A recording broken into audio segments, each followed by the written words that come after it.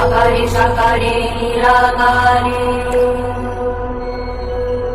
তুমি শক্তি ভব সিন্ধু হে আদি সৃষ্টি তুমি ভাণ্ড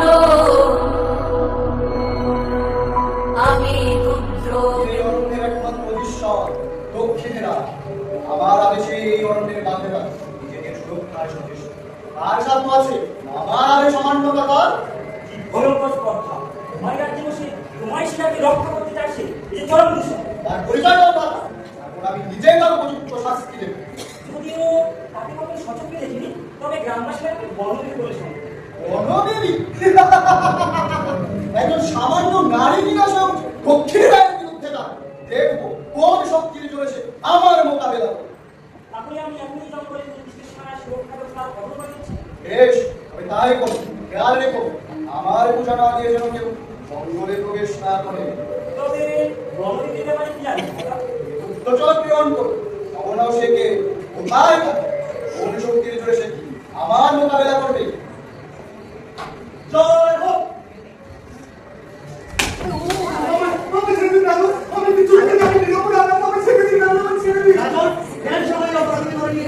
আর ভেদ গ্রহণ করে আমি অত্যন্ত প্রসন্ন।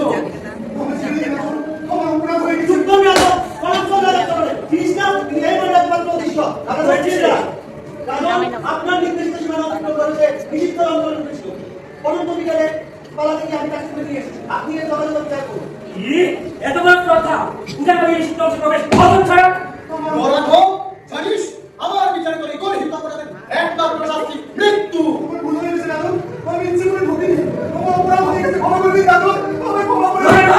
এই গরিব অপরাধের শাস্তি একমাত্র মৃত্যু আজ পর্যন্ত এই অপরাধ রাজা করতে পারছে দুই কোন ছাড় জয় হোক জয় একদম কি যায় তো এই নে এরা জঙ্গলের মধ্যে লুকিয়েছিল তাই এনে ধরে নিয়ে এসেছি তোদের পরিচয় কি কোন সংসারণ্যে প্রবেশ করেছিস? আমি ধলাই এই আমার ভাই বোনাই আমরা বলি জঙ্গলে কাজ প্রতি সংগ্রহ করে জীবিকা নির্বাহ করি। অনুমতি নিয়েছিস রাজার অনুমতি ছাড়া জঙ্গলে কার কাছে কথা হলো কি হবে ভুল হয়েছে রাজামশাই আমাদের অপরাধ ক্ষমা করুন না এই অপরাধের ক্ষমা নেই ওদের শাস্তি অবধারিত। তার মধ্যে অন্য কিছু থাক তাতেও আমরা প্রস্তুত। মানে কি বলতে চাচ্ছিস তোরা রাজন আপনার সেবার সুযোগ দিন আমরা আপনার আদেশ পালন করব বেশ তবে শোন আমাকে একটি বালকের রাজা রক্ত উৎসর্গ করতে হবে ঠিক বালুকে রক্ত এখন আমরা কোথায় পাবো? না পারলে তবে বলি দেব। চুপ করে যা রাজার সঙ্গে জবাব দিস কোন চাও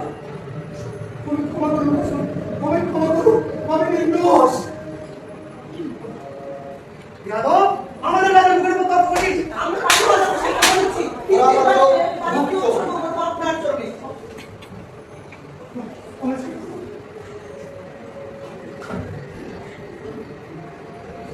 সরকার দেখেছিস তো রাজা কি দয়া শর্ত মেনে নিল। অসম্ভব তা কখনো সম্ভব না। তবে তোর ইচ্ছে আপনার কোনো অনৈতিক দাবি আর আপনি জঙ্গলে নিজে নিজেকে রাজা বলে দাবি করেন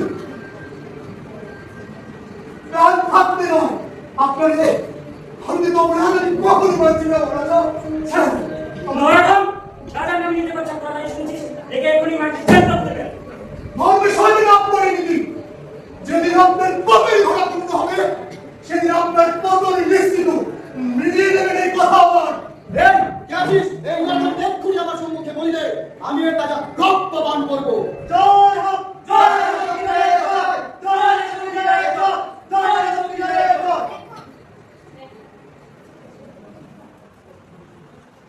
আমি একটি দুঃখ জড়িত হচ্ছি দুঃখী নামক এক বালক। অল্প বয়সে তার বাবা মারা যায়। এরপর থেকে দুঃখীর মা অভাব অনটন আর দুশ্চিন্তার সঙ্গে লড়াই করে একমাত্র সন্তানকে বুকে আগলে দিন কাটাচ্ছে। এই অন্ধকার জীবনে যেন সেই তার একমাত্র আলো।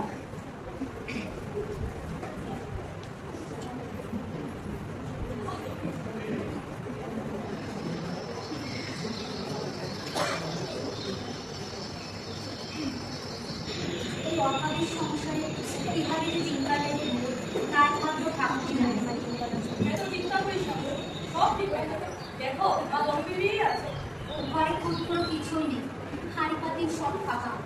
এই ছোট ছেলেটাকে যে কি খাওয়াবো, কষ্ট বুক ফেটে যায়। পিকনিক ঘরে এসে বলবে মা খেতে দাও, সে বিপদটা মোচন দিয়ে এলো। তুই শুধু নিজের ছেলের কথাই ভাবছিস? আমি তো ভাবছি আরেকটা ভয়ঙ্কর বিষয় নিয়ে। কি হয়েছে আবার? শুনিসনি? মধু সংগ্রহ করতে গিয়ে যে কত লোক আর ফিরে দিন, হারু, বিশু, হাসান সবাই যেন জঙ্গলে ঢুকেই হারিয়ে গেল। কি বলছিস রে? তবে দক্ষিণ নাকি আবার সাধারণ মানুষের রক্ত চাইছে? বেশি হচ্ছে না? জি, আমি বাপকে গুলি করে খুঁজে পাওয়া যাচ্ছি না। তুমি মাত্র খবর দিলাম। কি?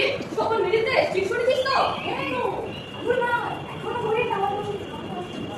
রক্ষা করো মাতামণি, রক্ষা করো। এই আন্ধার জঙ্গলে তুমি আমাদের শেষ ভরসা। মামা! হায় বাবা আমার, ঘরে ফিরেছি। বড় বিবি রক্ষা করবে। কেন মা, আমি আপনাদের সাথে জঙ্গলের ধারে ঘুরে আসি। কি বলছিস রে? শুনিসনি? জঙ্গলে দক্ষিণারী রোজ বেড়েছে। এক্ষুনি তো কামিয়ার খবর দিয়ে গেল। বাড়ি আছো নাকি কিমা? আরে মনে মনে হায় আর কিমা, আজ আমরা তোমার ছুটি নিতে এসেছি। আমরা জঙ্গলে মধু সংগ্রহে যাবো, তাই ওকে আমাদের আজ দরকার। মোহনা, শুনলি না? জঙ্গলে দক্ষিণারী রোজ বেড়েছে। এই অবস্থায় কি জঙ্গলে যাওয়া ঠিক হবে? তার উপর আমার ছোট্ট ছেলেটাকে সঙ্গে নিবি। ভয় পেলে চলবে নাকি? দক্ষিণাকে আমাদের বসিয়ে খাওয়াবে, কাজ করবে তো করতেই হবে। তবুও রে, মনটা মানছে না। তুমি বেশি কথা বলছো কিমা। ধরা যখন বলছে তখন কাজ করতেই হবে।